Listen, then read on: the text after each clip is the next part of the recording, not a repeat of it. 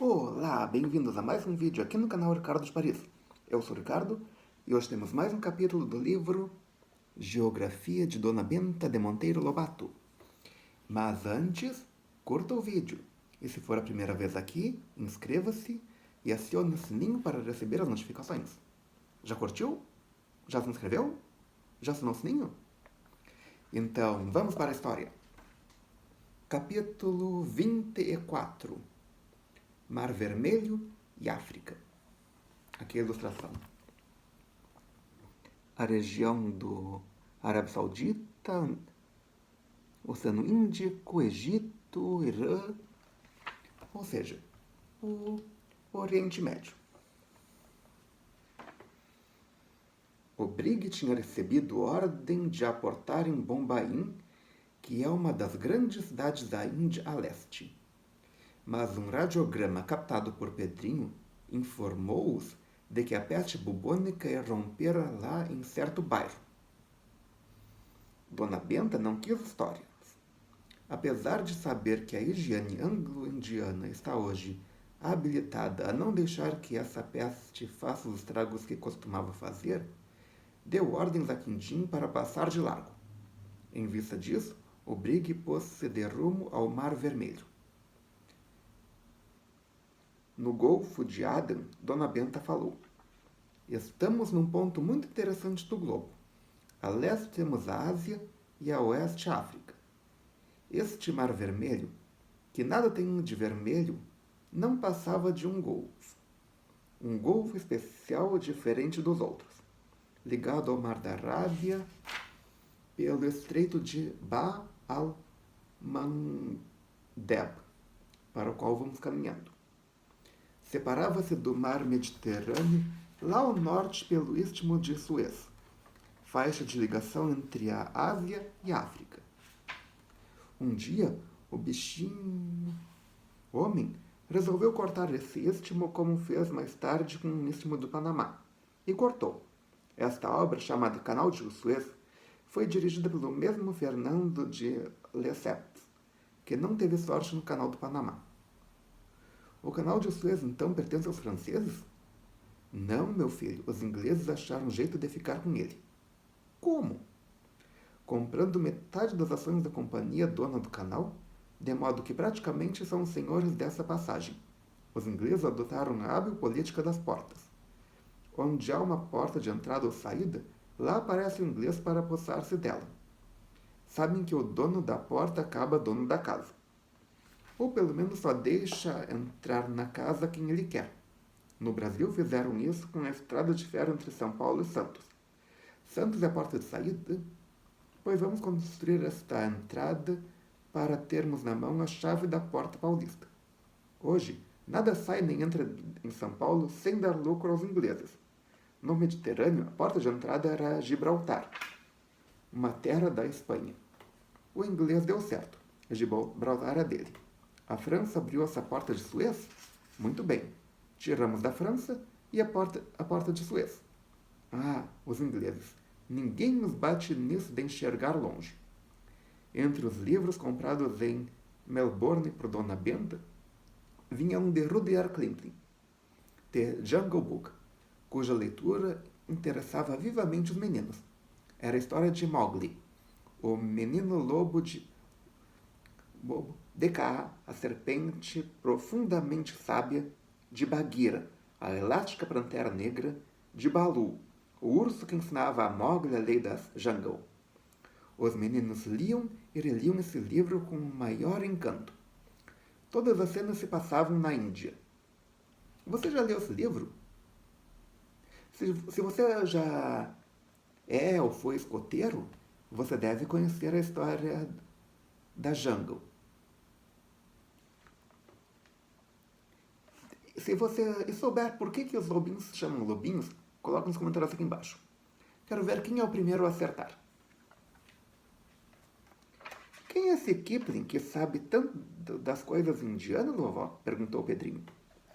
Um escritor inglês nascido na Índia, o maior escritor inglês contemporâneo. Esse livro ficará eternamente na lista das obras-primas da literatura universal. Jungle é uma palavra indiana com significação de floresta, mata, e quem lê Kipling fica tão a par da vida dos animais no seio das florestas indianas como se lá houvesse vivido anos.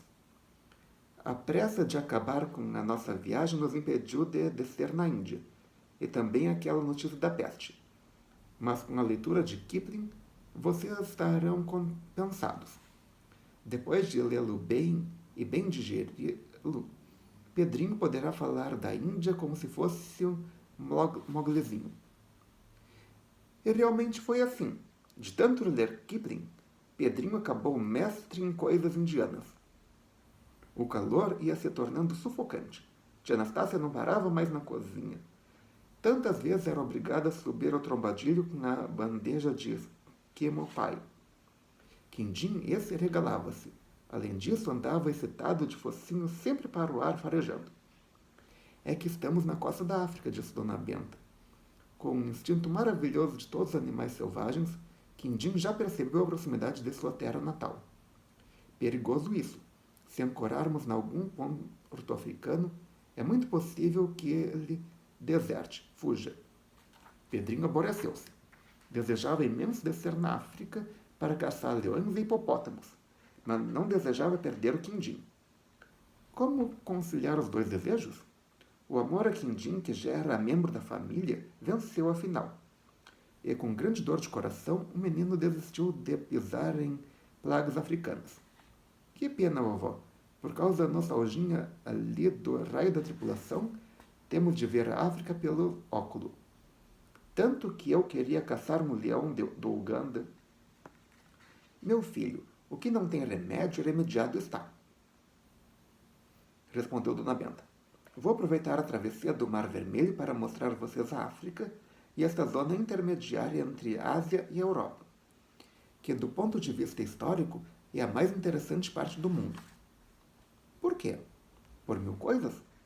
Parece incrível que um pedacinho da terra tão quente, tão estéril, tão pobre, tão áspero, tenha produzido coisas de tamanha repercussão no Ocidente.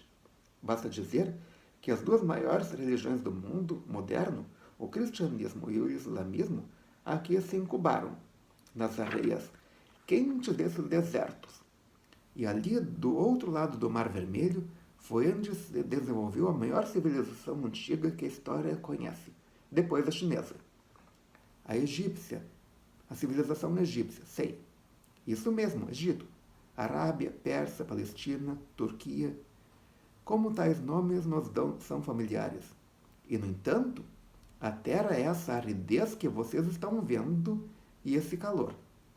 A luneta de Dona Benta passeava ora sobre as areias ruivas do Nedjeb, o deserto da Arábia, ora sobre a imensa planície rosqueimante do Saara, lá adiante, em pleno coração da África.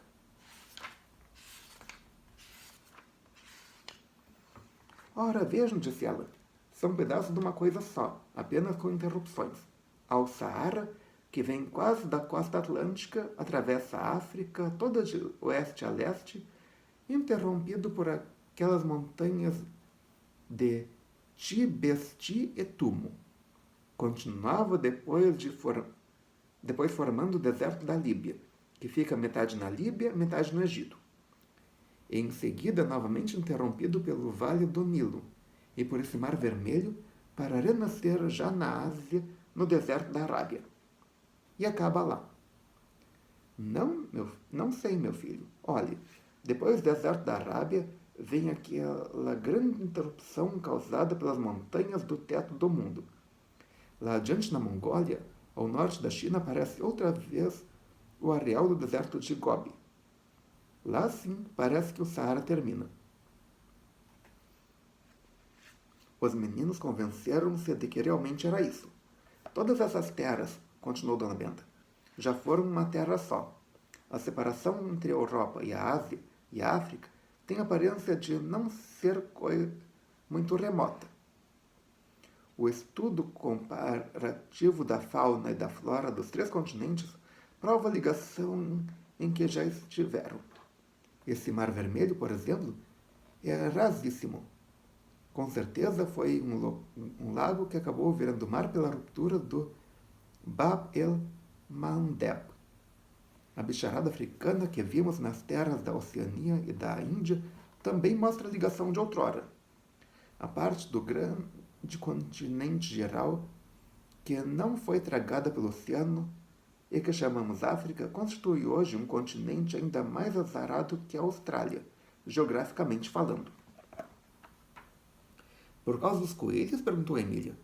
Não, por causa dos desertos. Basta dizer que numa superfície total de 30 milhões de quilômetros quadrados que tem a África, um terço é inteiramente inútil para o homem por causa dos desertos. Vem daí que, sendo a África 6 vezes maior que a Índia, possui menos de metade da população indiana. A África não tem mais de 140 milhões de habitantes, tanto como os Estados Unidos, país novíssimo que há tantos e tantos anos ainda era colônia inglesa. Não esqueça, se for fazer algum trabalho escolar, verifique antes os dados. Podem estar desatualizados.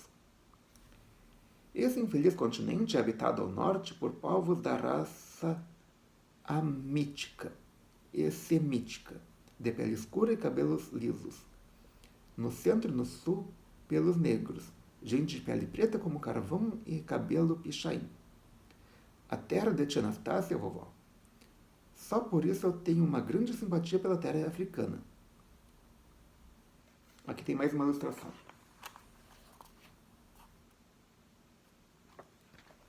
O que será? Vamos descobrir. E que amíticos são esses? Quis saber o menino. Uma mistura de raças. Uma mestiçagem de arianos, semitas e negros. Reparem que a cor dos homens vai mudando à medida que subimos para o norte. Ao sul e centro da África, tudo negro como tia Anastácia. Depois começa a clarear. Os povos do norte da África já são fulos, ou amulatados. Depois vem aquela separação do Mediterrâneo e caímos na Europa. A mesma coisa lá. Os povos ao norte do Mediterrâneo são, em regra, morenos. Gregos, turcos, italianos, espanhóis, portugueses, reflexos da pretidão da África. Depois, ainda mais para o norte, os povos vão se tornando cada vez mais brancos. Temos os alemães, os russos, os ingleses, branquíssimos todos. E adiante os suecos e noruegueses, que são ultra brancos, louríssimos, cabelos de milho puro. E nas regiões árticas, então, a brancura toma conta de tudo. É o gelo, é o urso polar. Dona Benta ficou vários minutos calada, com os olhos postados na terra africana. Depois disse: aquela poesia de Castro Alves, Vozes da África, é bem certa. Esse continente parece que nasceu maldito. Além dos desertos, além da malária que assola inúmeras regiões, além da mosca tsetse que propaga o bacilo da terrível doença do sono, caiu sobre ela uma desgraça pior que tudo: a cupidez da civilização europeia. Explique-se, vovó, disse Pedrinho. Não estou entendendo. Para que me entenda, havemos de dar juntos uma grande volta pela história. Venha comigo. Nos tempos de Dantes, esta África pouco atraía a cobiça dos europeus. Muito calor, muita doença, muito deserto, muitas dificuldades. Os romanos só meteram o bico no norte, que não é bem África. Houve aquela tremenda luta entre Cartago e Roma, na qual Cartago, ou África, foi derrotada. O Egito igualmente se viu conquistado, mas a costa da Argélia ficou livre. E antes não ficasse. Ficou livre para desenvolver-se ali um famoso foco de pirataria. As condições locais da costa e do interior montanhoso favoreciam as atividades dos piratas, e eles tornaram o terror do Mediterrâneo. Assaltavam os navios mercantes, roubando as mercadorias e escravizando as tripulações. Ficou aquilo ali como certos distritos das cidades grandes, onde se reúnem todos os bandidos e gatunos da zona, sem que a polícia tenha meios de agir. Nisso, os portugueses começaram a sua grande era de navegações. Perto como se achavam da África, foram os primeiros da exploração do continente infeliz. Descobriram as ilhas fronteiriças à costa oeste, Madeira e Cabo Verde. Depois vieram descendo para o sul até chegarem ao fim da África, ao Cabo da Boa Esperança. Depois, Vasco da Gama dobrou esse cabo, descobrindo assim um caminho marítimo para as Índias. Depois foram se infiltrando pela África adentro e tomando conta daquilo. A África, entretanto, não interessava grandemente os europeus. Tinham medo dela. A América, descoberta ao norte por Colombo e ao sul por Pedro Álvares Cabral, interessava-os muito mais, e os europeus começaram a colonizar as terras americanas. Mas eram poucos colonos, e o trabalho muito. Como resolver um problema? Escravizando os índios. E começa então a grande tragédia da América, a qual daria origem à grande tragédia da África. Os índios americanos tinham horror à escravidão, preferiam a morte, de maneira que o trabalho das plantações de cana-de-açúcar e outras sofriam grandemente da falta de braços. Um padre de Las Casas concebeu a grande ideia, trazer negros africanos para substituir os índios, tremendamente rebeldes. Esse Las Casas tinha boas intenções, queria libertar os índios da escravatura, e como os africanos fossem mais dóceis, já estivessem treinados na escravidão, lá entre si, pareceu-lhes que seria um mal menor. Mas tudo saiu às avessas. O remédio proposto dobrou a doença. A ganância dos colonizadores fez que continuasse a escravidão dos índios e a ela se juntasse a escravidão dos negros. Ou seja, a cura que ele queria, que era acabar com a escravidão dos índios, não acabou. Não deu certo. Nem queiram saber, meus filhos, o que foi o célebre tráfico de escravos africanos. Virou a maior tragédia da história. A crueldade dos brancos, a cupidez dos civilizados, excedeu a tudo quanto se possa imaginar. Pegar negros na África para exportá-los para a América tornou-se o grande negócio dos tempos. Fácil compreender isso. Se é negócio criar gado, formar pastos onde gado paste, construir cercas, dar-lhe sal, tratá-lo, esperar que a criança engorde. Se com toda essa trabalheira e demora é bom negócio criar gado, imaginem que mina de ouro não era pegar a laço um gado humano solto na África sem ter nenhum desses trabalhos preliminares. Cercavam uma aldeia de negros, aprisionavam-nos, metiam os moços em cangas 2 a 2 e tocavam para a costa, onde o navio negreiro ancorava à espera do carregamento de marfim preto. Como eles jocosamente diziam, crianças, velhos, doentes, tudo isso ficava largado na aldeia para que morresse de fome ou comido pelas feras. Que horror, vovó! Exclamou a menina, realmente horrorizada. E quem fazia isso? Todos os civilizados, sobretudo os portugueses, os ingleses, os holandeses. Por muito tempo, esses três povos brigavam pelo monopólio da exportação do marfim preto. A coisa dava lucros fantásticos. Os árabes encarregaram-se de dar batida aos negros e tangê-los para a costa.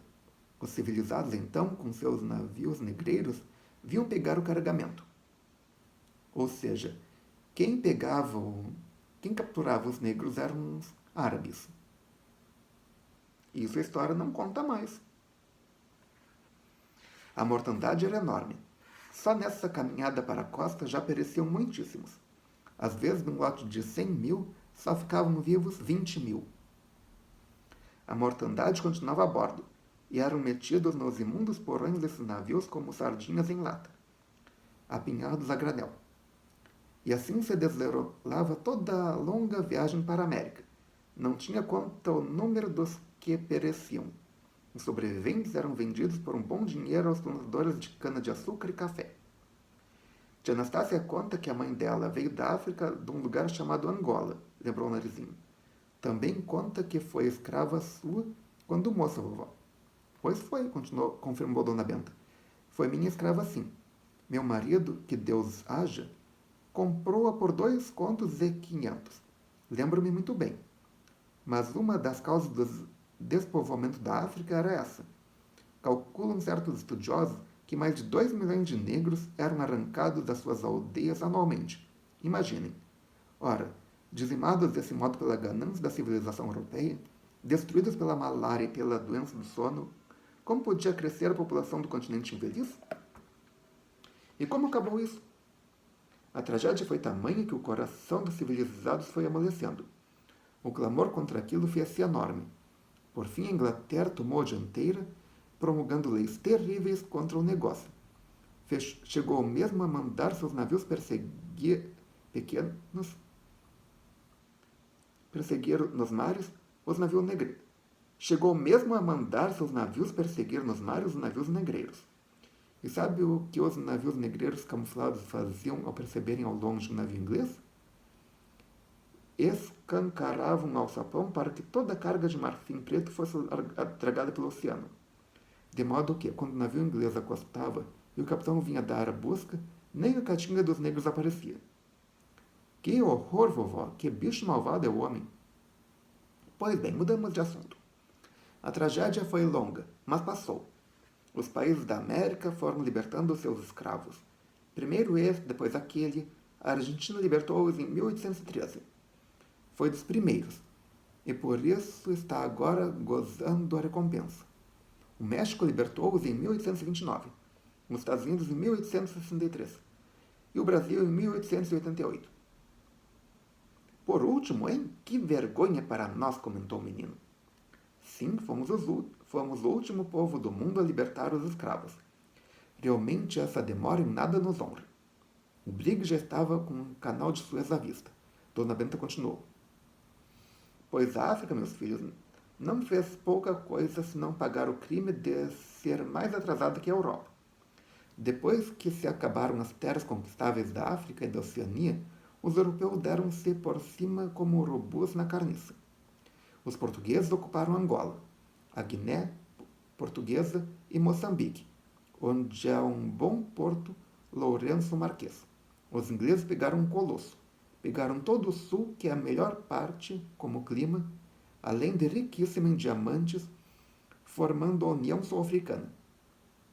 Não tomaram conta dessas terras? Não tomaram essas terras os boers? Sim, tomaram. Os holandeses haviam criado lá uma república e boers chamavam-se os seus habitantes de origem holandesa. Depois de uma guerra tremenda em que os boers mostraram maior heroísmo, a Inglaterra ficou senhora de tudo. Além disso, os ingleses pegaram o Egito, o centro da África, o Uganda, o Zambidar, o Sudão. O que presta na África é deles hoje. Ou melhor, era, naquela época. Atualmente, não tenho certeza se ainda existem territórios ingleses. Se você sabe, coloque nos comentários aqui embaixo. Se não sabe, pesquise. E vamos descobrir. Depois entraram em cena os franceses e pegaram a Argélia, a Guiné Francesa, o Senegal e outros pedaços. A Bélgica pegou uma parte da grande região do Congo. A Itália pegou a Eritreia, justamente aquele pedaço que vimos logo depois de passar pelo Bab el-Mandeb. A Tripolitânia, que já havia pertencendo aos turcos, e um trecho da Somália. Os alemães também tiraram sua casquinha. Depois da Grande Guerra, entretanto, tiveram de entregá-la aos ingleses e franceses. E os africanos com que ficaram? Perguntou o Narizinho. Com a mosca séria, respondeu Emília. Dona Benta achou graça.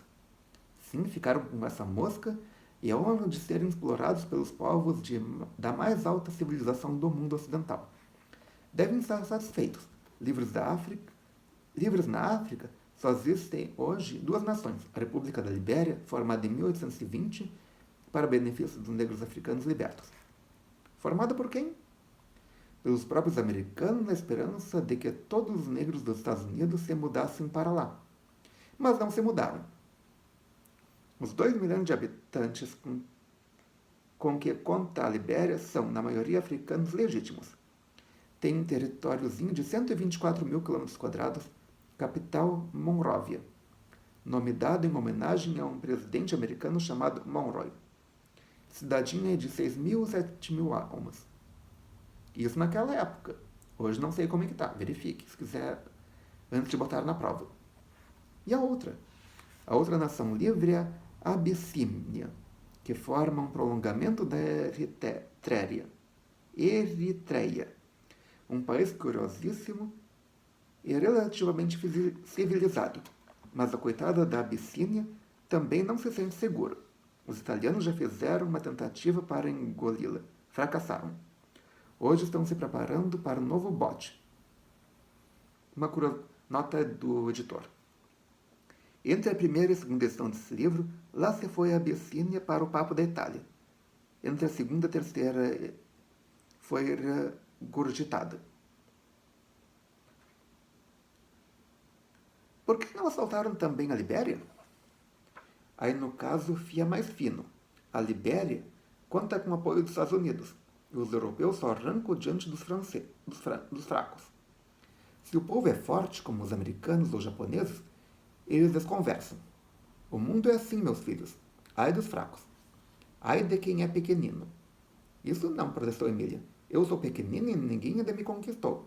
Nem me conquistará jamais. Dona Benta riu-se da arrogância daquele espiro. Antes de penetrar no canal de Suez, ela ainda falou dos árabes, um dos povos mais interessantes que o mundo tem produzido. Contou da vida áspera e simples que levam nas terras de areia e sol que sempre habitaram. Contou de como invadiram a Europa e das suas realizações lá. Contou de Maomé, o tal tocador de camelos que deu origem a uma das mais espalhadas religiões do mundo. Falou até dos cavalos árabes, dignos de companheiros de vida dos duros habitantes da África. Falou em seguida dos povos semíticos, aninhados na Ásia Menor, um trecho meio europeu, meio Ásia. Lá está Jerusalém, capital da Palestina, disse ela apontando a luneta. A cidade que tamanho papel representou para o Ocidente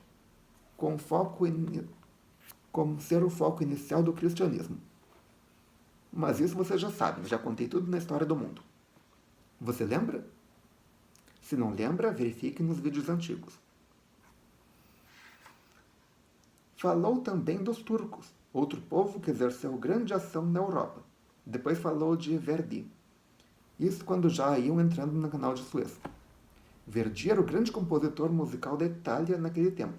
O rei do Egito, ou melhor, o Khedive do Egito, querendo inaugurar o canal com uma festa única, encomendou-lhe uma grande ópera com tema egípcio. Verdi escreveu talvez a sua melhor ópera, Aida. Dizem que a representação de Aida no Cairo, capital do Egito, quase arruinou o tesouro, tal magnificância com que foi elevada.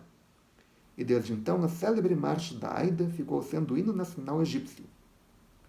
Pois gostei disso, vovó, disse Pedrinho. Esse Khedive era um homem de ideias. Como foi original na sua festa, está sendo hoje lembrado por nós. E aqui termina mais um capítulo. Se você gostou, clique em curtir. Adicione esse vídeo aos seus favoritos, compartilhe com seus amigos e traga um novo inscrito para o canal. Já sabe, 200 inscritos e eu lanço quadro novo. Ok? Obrigado pela presença, obrigado pela audiência.